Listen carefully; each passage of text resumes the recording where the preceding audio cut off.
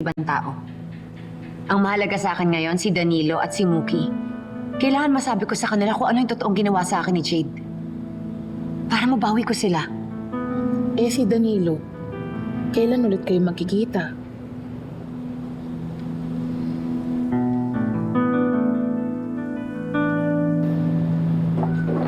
Boss, mukhang hindi aatras si Danilo sa'yo ah. At ako, aatras ako? Dehado ka sa kanya. Mahal siya ni Emma.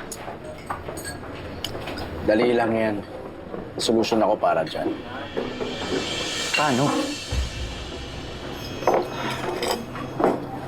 Yung galit ni Emma na naramdaman niya nung nalaman niyang pinagpalit siya kay Jim. Gagamitin ko rin yun.